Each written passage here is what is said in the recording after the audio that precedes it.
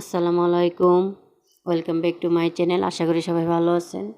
আমি আলহামদুলিল্লাহ ভালো আছি। আজকে আমি পেঁয়াজি বানাবো। আমি এখানে খেসারি ডালটা ইউজ করছি, আদা বাটা করে রেখে দিছিলাম।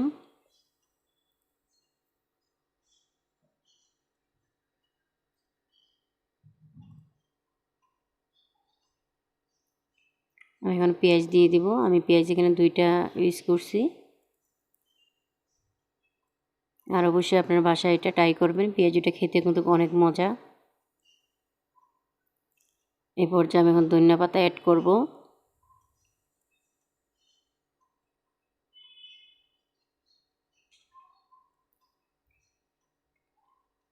কাঁচামরিচ অ্যাড করব। আমি এখানে 3টা কাঁচামরিচ নিয়েছি।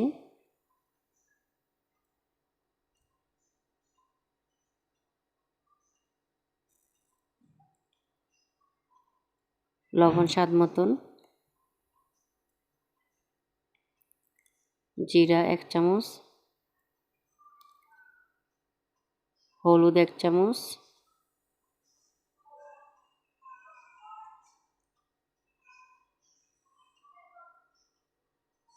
আদা বাটা 2 চামচ,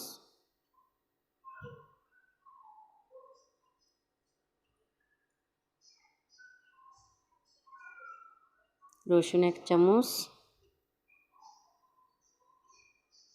বেসন 2 চামচ,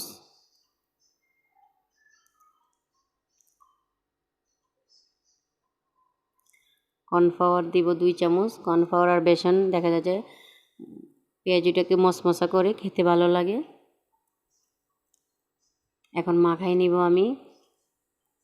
আর আপনাদেরকে একটা কথাই বলবো, প্লিজ আপনারা আমার চ্যানেলটাকে সাবস্ক্রাইব করবেন, এমনকি লাইক দিবেন। আপনাদের একটি লাইক আমার কাজের আগ্রহটাকে আরও বেশি বাড়িয়ে দেয়। আর কোনো ভুল ত্রুটি হলে ক্ষমার দৃষ্টিতে দেখবেন।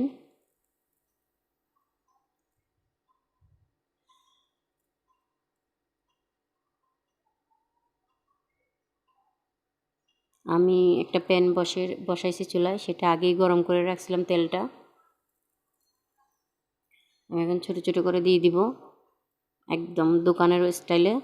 দোকানে এইভাবে ছোটো করে দেয়। আমি যেভাবে দিতেছি আপনারা ওইভাবে করে যদি দেন, দেখবেন অনেক মচমচা হবে পেঁয়াজিগুলো। আর পেঁয়াজিগুলো খেতে অসাধারণ। আমি পেঁয়াজিগুলো কিন্তু ছোটো ছোটো করেই দিতেছি।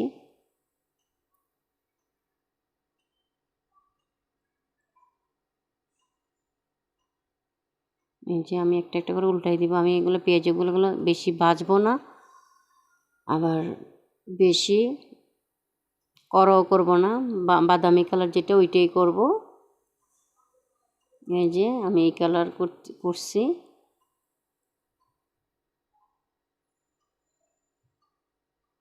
আমার ভাজা আমি এইভাবে করে সবগুলো ভেজে নিব। এই যে আমারটা রেডি। দেখেন মশলা দিলে অনেক সুন্দর হয়েছে। আপনারা যদি এইভাবে করেন বাসায়, অবশ্যই খেতে অনেক ভালো লাগবে। সবাই খাবে এইভাবে করে বানালে। তো ভালো থাকবেন।